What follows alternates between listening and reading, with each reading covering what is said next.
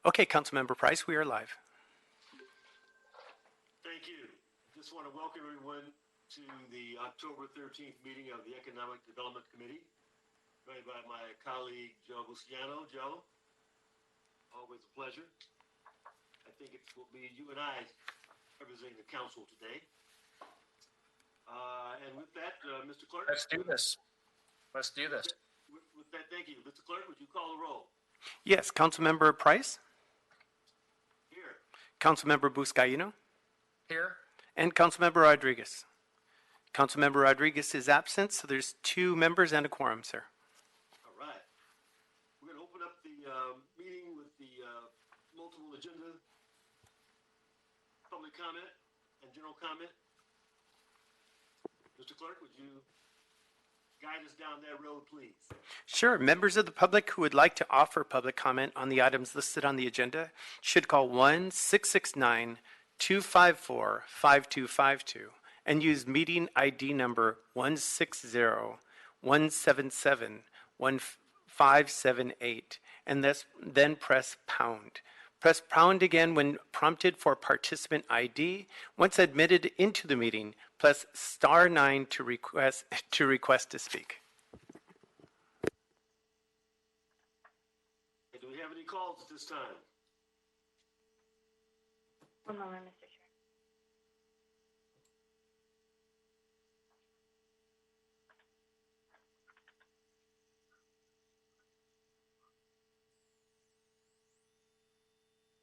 Mr. Chair, you have no callers.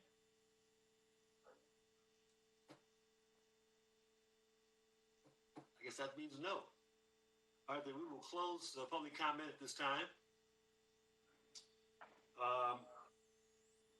Mr. Busciano, I'm proposing that we take items 3, 4, 5, 6, 7. Can you hear me? On consent, in addition to items 10, 11, 12, 13. Move the items. Okay, that objection, those items will be moved on consent. Thank you. Next up, item 1. Item number 1 is a verbal update from the Economic and Workforce Development Department regarding the Regional Recovery Fund. All right, we are pleased to have Carolyn Hull with us Good afternoon. Can everybody hear me? from EWDD. I'm hearing you loud and clear. Okay. Well, okay, maybe I should tone it down then a little bit. No, you're doing good. You're doing good. The floor is yours. Okay, great. So thank you. Thank you for the opportunity to speak with you today. I'm going to provide you with an update on the LA Regional COVID Fund. I'll address the following issues. 1, the number of rounds that have been completed and the funding available, the number of awardees per round and the geographic distribution, and the status of the entities who have received funds. As you may recall, the regional fund was initially capitalized with $5 million from the City of Los Angeles and $10 million from the County of Los Angeles, with approximately $500,000 from the philanthropic community. The initial structure was to have 2 phases. Phase 1, a grant phase of $3 million, and $12 million for a leverage loan structure. The city would contribute $1 million in special revenue, and the county would contribute $2 million from their general fund for the grant phase, for a total of $3 million. As the pandemic continued, it was clear that small businesses had a significant demand for grants, and then the CARES Act dollars became available. As a result, the agreement with LISC was amended to provide up to $40 million in CARES funds from the City of LA and $60 million from the county. So the regional fund was now brought into 2 distinct phases. Phase 1 was $1 million from the City of Special Revenue funds spread across 3 rounds, and phase 2 would have $40 million in CARES funds, which would have at least 3 rounds. And we've just started funding round 4, which is the first round of CARES money. The real challenge for the community is that there's a great deal of demand from the small business and nonprofit community, and our supply cannot match that demand. For example, in rounds 1 through 3, the fund averaged 17,600 17,600 applications per round, with only 1 million to distribute, which meant that less than 1% of all the applicants were selected for funding through those first 3 rounds. In round 4, with approximately 5.6 million available, 441 finalists have been selected, and that funding represents about 3.2% of the applicants. As we discussed previously, the selections are being made through a lottery system that's based on a set of equity measures, including but not limited to household income, educational attainment, and the unemployment rate. In summary, through the first 4 rounds, a total of 6.8 million has been distributed or are in the process of being distributed as grants to small businesses and nonprofits throughout the city of Los Angeles. It has truly been a citywide program seen through an equity lens. And I'm going to go through now and give you the distributions per district as to how the finalists and awardees have are currently in our system. Council District 1, 8%. Council District 2, 6%. Council District 3, 4%. Council District 4, 5%. Council District 5, 3%. Council District 6, 10%. Council District 7, 7%. Council District 8, 11%. Council District 9, 12%. Council District 10, 8%. Council District 11, 4%. Council District 12, 3%. Council District 13, 7%. Council District 14, 7%. And Council District 15, 8%. As you can see from the distribution, the funds were truly looked at and continue to be distributed through an equity lens that allows each district of the city to receive funds, but those districts that have been more greatly disadvantaged have a higher probability of receiving funds, or those entities within those districts have a higher probability of receiving funds. The fund now, the LA Regional Fund, has just closed round 4.5, which was exclusively for nonprofits. We're in the process of opening round 5, and in each of the subsequent rounds, we are making more funds available, so that ultimately, by the close of the final round, all 40 million in CARES Act will be distributed. That's the end of my presentation, and I'm happy to take any questions. Do you have any breakdown on the, you sort of reference it generally, the percentages of businesses who apply versus the award? So, yes, I do. Yeah. So, for example, in round 1, so remember the rounds 1 through 3, we only had $1 million. right, So in round 1, for round 1, for example, we had 17,878 applicants, and only 23 were awardees. So that is less than 1%, significantly less than 1%. Yeah. In round 2, we had 21,445 applicants, 51 awardees, again significantly less than 1% of per awardees. And then in round 3, 13,351 applicants, and again 51 awardees. In round 4, we had 13,951 applicants with 441 awardees. So that's where you see, once the CARES Act money comes in, now you're seeing like the stabilization of the applications, because now we're no longer asking people to apply every round. It took us a couple of rounds to figure out the technology. Now, if you've applied starting in round 4, it just rolls over. Your application will roll over. Okay. But we're now having, as you can see in round 4, we now have a 3.2% of the applications were awarded because we just have more money. It's Right. It is a matter of numbers, huh? Yeah. It is. The demand has stayed consistent. It's the amount of money. And when you see in round 5, so we allocated 5.6 million for round 4. I believe in round 5 we're going to see it like that number may even double. So we're going to look at distributing about 10 million or more in round 5.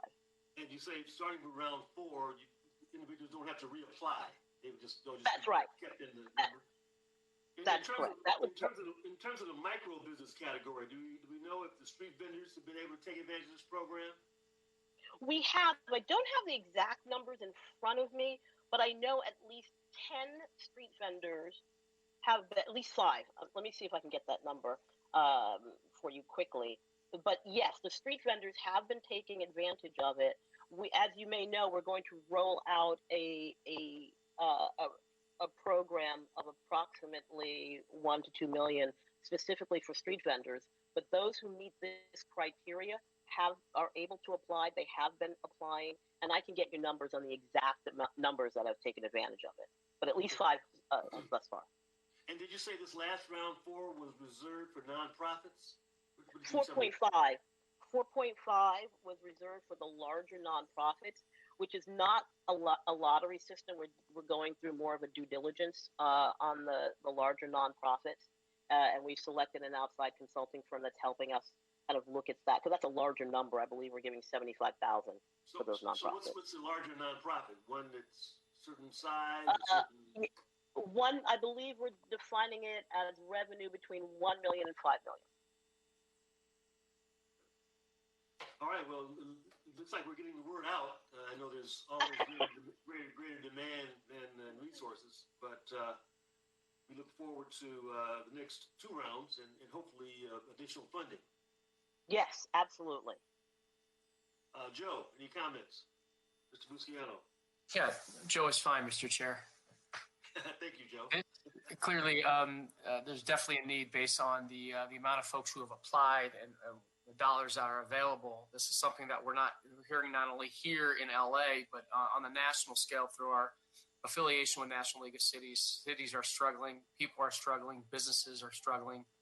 And we're hopeful, something we talked about briefly in council today, we're hopeful that the federal government gets their act together in continuing to pass with the hopes of passing a bill that's going to streamline dollars to municipalities so that we can get back on our feet. Because Ms. Holt, Carolyn, the fact that you are here at this moment, we're so blessed based on your knowledge and your experience leading up to your position here, because our economy won't get back, they're saying, until Q4 of 21, if that. So keep going at it. Thank you. Thank you. It's a real pleasure to talk with all of you. We appreciate your leadership, Carolyn, and we look forward. Maybe a month from now, you can come back and give us an update on round 5. I will indeed. There'll be more money out the door. We want to stay close with you on this and make sure we're in lockstep, because these resources are important for our businesses of all sizes, and we want to make sure that we are providing the resources that they need. Absolutely. Happy to come back anytime. Great. Okay, we will. There's no action required on this. It'll be a verbal update, and we will move on to item 2, Mr. Clerk. Item number 2 are reports from the City Administrative Officer and the Economic and Workforce Development Department relative to accepting and allocating additional city general funds for Higher LA's youth program activities and related actions. And this has also been referred to the Budget and Finance Committee. Great. Someone from CAO's office? Good afternoon. This is Shafi Amir from the CEO's office. I can make a quick presentation, and hopefully EWDD's staff are also on the call. We can answer your questions. So I'll just quickly summarize our report before you. It recommends approval of most of EWD's requests related to contract authorities for $10 million in general fund, additional general fund that was allocated by the council and mayor to the Summer Youth Employment Program, also known as Higher LA. We also recommend approval for the contract authorities related to payroll and stipend administrative services for both City General Fund, and LA County grants, as well as controller instructions for appropriation authority. The only adjustment which the CEO recommends is technical. There is one remaining first amendment to the contracts which EWDD uses for service providers, and that one is in the process of being executed. So we recommend for EWDD to go ahead and complete the execution process and then seek council approval to confirm that First Amendment. in order to remain consistent with the procedure. Of the 10 million in general fund, EWDD proposes to use 9 million for youth training and employment and 1 million for administration. So that summarizes our report recommendations. We can take your questions and hopefully EWDD can answer them as well. Okay, thank you. Thank you for the report, and perhaps EWDD can chime in. The report indicated that we're providing about 6,000 youth with an average of 120 hours paid work annually, and that we're developing new strategies that will allow for increased access to virtual learning experiences. Can you comment on that a little bit more?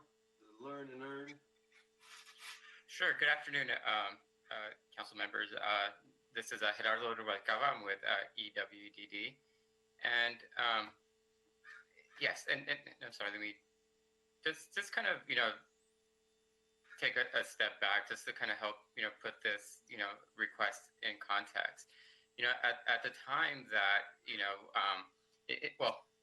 typically in March and April of every year, we really do begin the planning process for our next year's Higher LA campaign. And I think as everyone knows, in March of this year, as we were planning for our Higher LA, the world really did turn upside down. The ensuing recession put significant strain, on local governments that put a lot of our funding in danger. And a lot of the work sites that we would typically place our youth into closed down or were significantly reduced because of stay-at-home orders. So I'm actually very excited today just to really provide you an update on where we're at. So as of today, actually as of last week, we've now fully confirmed funding for our entire Higher LA campaign. So the county, which is this year will be our second biggest funder at nearly $10 million, has fully committed to funding the program. But more importantly, the commitment that the City Council made through this $10 million was really significant to the program, and giving us a shot in the arm at the time that we were really questioning whether or not we would really be able to have a robust program. So yes, the stay-at-home orders really did require us to rethink the program and to innovate, and the program and how we're able to deliver services to youth. So we've, since April, have really made a number of significant innovations to the program that I did want to just kind of run through quickly for the committee. So first, we did develop a new Higher LA, what's called HigherLAYouth.com. It is a new platform that was developed to allow us to provide virtual and online access to the program for our participants. So now, rather than having to come into a service site to enroll and bring documentation, we're able to do everything remotely. So youth no longer have to attend an orientation or come in to see a case manager. They're able to submit all program requirements virtually. So this really has helped just provide that, just help us really consider the health and safety of our youth and participants. So since we launched this new website in July, we've had nearly 7,000 youth apply and enroll into the program. Or I should say, we've had apply into the program. We've also worked with a number of our partners to enhance our online programming. And to move many trainings and services online. So one good example is personal enrichment training that is typically part of our program. We in our system implement a program that's called Transitional Age Youth World of Work Curriculum. It is a work readiness training that each youth goes through. So now, because of this, we've moved that completely online, and all participants can now complete between 20 and 40 hours of paid work readiness training virtually. Another innovation has been a new partnership that's been developed with ZipRecruiter that allows us to deliver virtual training to our participants. So as we all know, as participants now apply for work, most job applications are now conducted online. And so what this training does is it teaches our youth skills on applying for jobs. So using keywords that will help an application move towards the top of the list when they are applying for a job, and ensure that they are more likely to get a job interview. With the work experience specifically, we have in partnership with all of our system-wide stakeholders have added new work experience options for our youth. One of the first options is a virtual work experience opportunity that we are promoting or using primarily for youth under the age of 18. This allows youth to complete up to 100 hours of online or virtual project-based activities. One recent example we had is in partnership with the mayor's office. We did place a number of our participants, had them assist with census outreach, and actually, youth were provided computers and were given a list of LA residents to call and encourage to participate in the census. We've developed a learn and earn model that is focused on high school non-completers. So these are seniors from LAUSD that near the end of the program year received letters letting them know that they were in danger of not completing or earning their high school diploma. So we've used this funding to help create a program to get them back into our system, provide use this funding as a carrot to get youth enrolled into a work experience program, but also encouraging them to complete their unit so they graduate and earn a high school diploma. And then lastly, we do have our traditional on-site internships or work experience. We are promoting this for youth that are between the ages of 18 to 24. And, we are developing new partnerships to help, create those new work-based opportunities for our youth. Other examples of innovation that we've developed has been really about, and my boss, Carolyn, did use the term, looking at our activities through an equity lens. So we are working with city departments and other partners to really to develop new career pathways for our participants. So we are working with, one example is a new partnership that we're developing with the LA Fire Department to help create a pre-apprenticeship program for youth and help promote careers and expose them to careers within the fire department. We're also working with Bixlo Exchange to help create opportunities for youth in the tech sector. So there's just some of the innovations that we have developed. We continue to look and to expand our partnerships to create new opportunities for participants.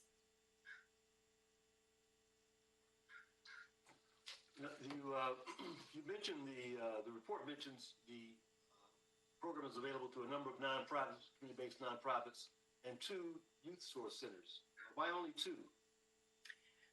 Actually, how were you selected? First of all youth source centers, we do have 14 youth source centers in the city, all automatically participate in the program. The report may have been referring to the 2 city-managed youth source centers. Those are 2 youth source centers that are operated by EWDD staff. So that would be one located in Boyle Heights and the second one in Watts. But in addition to the 14 work source centers, we also have, I believe it's 8 community-based organizations that also support the Hire LA campaign. And all service providers were selected through a competitive process. Youth Serve Centers were selected through a Youth Serve Center RFP, which was last conducted about approximately 4 years ago. And the community-based organizations were also selected through a procurement that was completed, I believe it was 2018. Looking through this equity lens now that we've come upon, talk about how we can ensure equitable distribution of funds based on need. How does that lens work in terms of making these funds available in areas where they're needed? Sure, and so there's really 2 approaches that we take. So the first is the way we allocate funding. So we do look at area planning commissions across the city and try to match our funding and slot allocations based on poverty of each area. So, for example, and if you give me a second, I'm just pulling up my report. If we look at South LA Area Planning Commission, for example, based on our figures, the South LA share of poverty compared to the city is about 19.7%. And so 19.9% of our, and I'm sorry, I'm looking at Central LA. For South LA would be 29.1% of the, of people in poverty live in the South LA Planning Commission. And we've allocated 31.3% of our funding to the South LA Planning Commission. So we do try to make these numbers or get them as close as possible based on our contractors and service providers capacity. The second, which I alluded to in my earlier remarks, was really about identifying those work experience opportunities that are going to expose people from low-income communities, people of color, to careers and career pathways that they normally would not have exposure to. So, the example I used was a pre-apprenticeship program that we were developing with the LA Fire Department. We're developing relationships with our tech industry employers, and again, encouraging our participants to take advantage of those opportunities. And we continue to, to develop those relationships and look at those opportunities that are going to provide meaningful, work experience opportunities, to our youth, and provide them exposure to new career pathways. These are great programs, and it's important that we get the word out. How are we advertising these programs? We rely on the contractors to do the promotion. Is there some citywide promotion that goes on? How can we more effectively get the word out? Sure, and it's really all of the above. We do work with a contractor, so we do work with Unite LA, who helps support and outreach, conduct outreach activities for us, and especially around the private sector employers. All of our centers really do work to promote activities and to do their own outreach. The department has a robust social media that is used as well to get the word out. So we really do try to use all avenues and resources available to get the word out. Have we created any benchmarks, any goals for number of youth that we want to reach, number of participants that we want to engage? Sure, and we are still sorting out the final county funding recommendations that were just provided to us. But this year, we're expecting to serve more than 10,000 youth through our Higher LA campaign. Is that about consistent with what we've done in past years? No, it's definitely a big increase. Again, the funding that because of your work, in particular, Councilman, $10 million that was made available, it's going to allow us to increase the number of youth that we're providing, paid work experience to by about 3,500. The county funding, it looks like it will be consistent with what we received last year. I think in the last program year, we received enough funding to place about 6,000 youth into work experience. So we are increasing that to over 10,000 this year. Good, great. Well, I think you're doing a great job. We just got to do more, got to do better. I think our youth are depending on it. We want to make sure that they know of these opportunities, that they understand it, and their parents and guardians understand that we are trying to make resources available. Joe, any thoughts on this item? Yeah, no, it just reminds me, Mr. Chair, it was, as a senior lead officer down here at the Harbor, it was a great collaboration we had with Higher LA Youth. I believe at the time it was with the LA Chamber of Commerce, if I recall correctly. But I'm still puzzled by one of the amendments that need to be made, that we're paying the city of Long Beach to implement our programming in the city of LA. Is that my understanding? We have a service provider. It's actually the Pacific Gateway Workforce Investment Network. They are similar to us. They are not, in the way EWDD is a administrative entity for the City of LA Workforce Development Board. Pacific Gateway acts as the administrative entity for the City of Long Beach workforce development area. They do currently run both work source and use source centers in the San Pedro and Wilmington area. They have both work source and use source center located there in San Pedro off of, I believe, the 6th Street. 6th Street, correct. Yeah. Yeah, I remember the time we were just kind of scratching our heads that we can prefer to keep it all in the city, but as long as it's effective. Thank you. Okay, there are no other comments. Joe, we will approve the CAO's recommendations as presented. No objections, that will be the order. All right, item 8. Item 8 is a report from the Chief Legislative Analyst relative to the Department of Recreation and Parks State Licensed Child Care Program. On this item, on September 24th, 2020, the Health, Education, Neighborhoods, Parks, Arts, River Committee approved this item as amended, and it's also been referred to the Rules, Elections, and Intergovernmental Relations Committee. Okay, EWDD again is up. Can you elaborate on your piece of this program and the training certification? Good afternoon, Yale, with the. Great, welcome. Yale. Hi, yes. So, in front of you, you have a report on the status of the Department of Recreation and Park State Licensed Child Care Program. If you'd like, we can give you a summary of the report. Yeah, just a brief summary. Okay. So, staff with city employees, RAP currently operates 2 licensed child care centers. Those will be the Jim Gillian Child Care Center and the Ralph Parson Preschool. At the height of RAP's child care program, there were 26 licensed child care centers operated by RAP. These licensed child care centers generally serve children ages 5 to 15 years old. Unfortunately, during the Great Recession, as both city and state budgets began to shrink, all but 2 current child care centers were repurposed for other youth activities. The report includes a section on RAP's estimated cost per child. In this section, we mentioned that sites would need to be identified and retrofitted to meet the current state license requirement, which may require a significant capital expense. Due to COVID, there is a capacity reduction per site that RAP anticipates would likely increase the cost per child. As a response to COVID, RAP temporarily opened child care centers around the city. These child care centers serve children ages 6 to 14 years old. Due to low enrollments, these child care centers ceased operation, but alternately RAP transitioned to its summer play program that was for ages 6 to 14 at 46 city parks and ran through July 6, 2020 to August 14, 2020.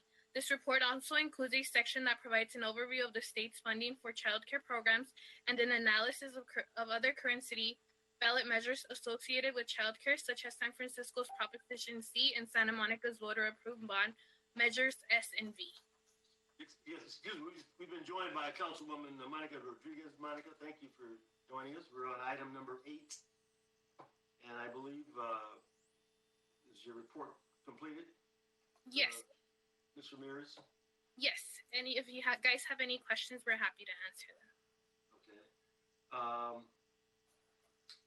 Again, I think, can you talk about your piece of this program and the training certification of ECE?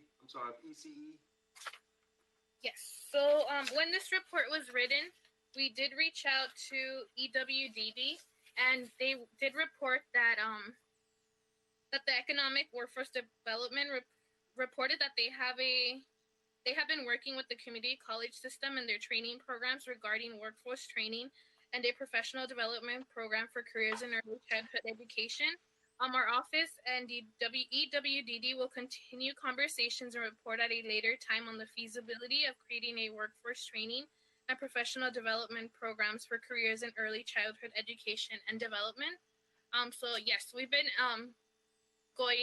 having conversations with Robert Sines and asking him to report back and give us some more information to be able to provide to the committee. Okay, and what about this ballot initiative? Any further thoughts on the ballot initiative to fund expansive services? Yes. So one of the ballot measures that we did talk about in the report was one in San Francisco. That ballot measure, its priority is to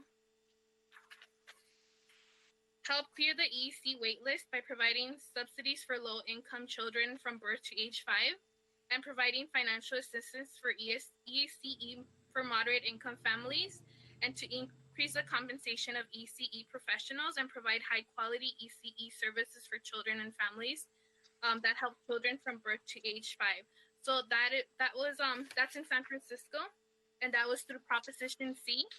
And it was a commercial rent tax for the childcare and early education. And it's estimated that 146 million would be generated annually through that proposition in San Francisco, and 85% of which would be designated for childcare and early education. Okay, thank you. Thank you much. Mr. Busciano, any thoughts? No thoughts. I'm supportive of this, but I also want to be mindful, to my colleagues, that I believe by 2025 you're going to see a depletion of Prop K dollars into our rec and parks facilities. So very concerned about moving forward, and potentially we can. I know 22 is a ways off, maybe not, but as we're putting together a ballot measure, let's be mindful that we're going to see some significant reductions in funding coming into our parks. And how we're going to improve our parks space, as well as maintaining our park space moving forward. So just want to put that on your radar. All right. As we move forward. Councilmember Rodriguez. Yes, thank you, Mr. Chair. No, I think to Mr. Buscaino's point, again, I think this part of this conversation, when we're talking about all of this money, that it's, why we're also in parallel track pursuing an effort with youth development. Because until we have a central nervous system that helps us make sure that we're managing all of these resources effectively and that we're actually measuring the results of our work, we're continuing to fund efforts without really direct reflection of the results. And so it's really important that I think this is also kind of put in context of that conversation as well as we continue to advance those efforts. With both you, Mr. Chair, and Mr. Buscaino's support, we're continuing to reflect on all of this so that we have a direct connection for youth in the city that goes from cradle to adulthood. And this is part of that broader conversation. So I look forward to our continued dialogue on this issue. Thank you, Ms. Rodriguez. We appreciate your leadership in this area. I know some of you have a lot of concern about, and some great ideas, and so we look forward to your participation as well. Okay, if there are no objections, we'll concur with the HIMPAR committee recommendations at this time. Any objection? That will be the order. Item number 9, Mr. Clerk. And Councilmember Price, now that Councilmember Rodriguez has joined, would you like to reconsider all the items that we've just heard? Yes. And Councilmember Rodriguez, for your benefit, that those have been items number 2 through 7 and 10 through 13 have been approved. So. Okay, please add me as yes. Yes. Yes.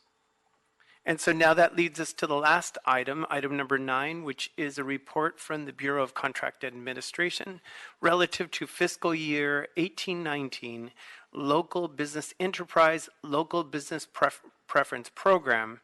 And on September 24th, 2020, the Ad Hoc on Comprehensive Job Creation Plan Committee noted and filed this item. This has also been referred to the Public Works and Gang Reduction Committee. Okay, do we have a report? BCA? Yes, this is Linda McClinchy with the Bureau of Contract Administration. For fiscal year 1819, there were a total of 3,789 projects reported by city departments.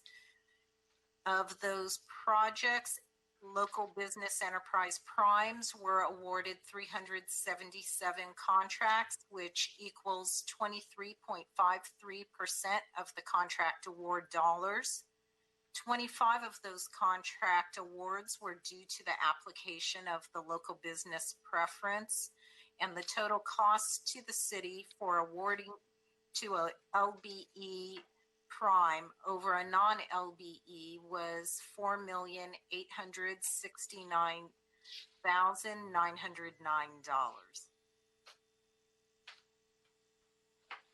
It's a small price to pay for inclusion, right? Yes.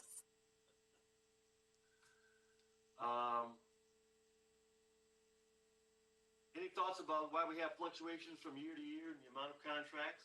How do we encourage greater local contract participation? Well, as you know, we are working on making revisions to our local business preference ordinance. And with that, we will be implementing a education and outreach, both to our city family as well as to the public, our contractors, vendors, to try to get even greater participation. The fluctuation, I really couldn't say other than it depends year by year on what contracts are being offered for award. And when is this new outreach effort going to begin? Well, we are hopeful that we will be finalizing our new ordinance in the next few months. So the outreach and education effort will certainly take place during this fiscal year, possibly at the end of this calendar year, but more likely at the beginning of 2021. Well, good. I think we all want to see how we can increase that availability, increase that participation, level of participation. And so we look forward to your ideas, your thoughts, and implementing this program as we move forward. Councilmember Rodriguez, any comments? Now, I just want to say hi, Linda. Good to see you. Thank you for your continued good work. Thank you. Okay, Councilman Joe. No, just Ms. Rodriguez deserves a medal for driving and taking this committee meeting at the same time. She's multifaceted and... I am not driving, Joe. No, for the record, she's not driving. For the record, she's not driving for the record. Well, we're enjoying the travel log nonetheless, so we thank you. Okay, no objections, members. We will note and file this report and look forward to an update in the near future. Okay, Mr. Clerk, what is before us this time?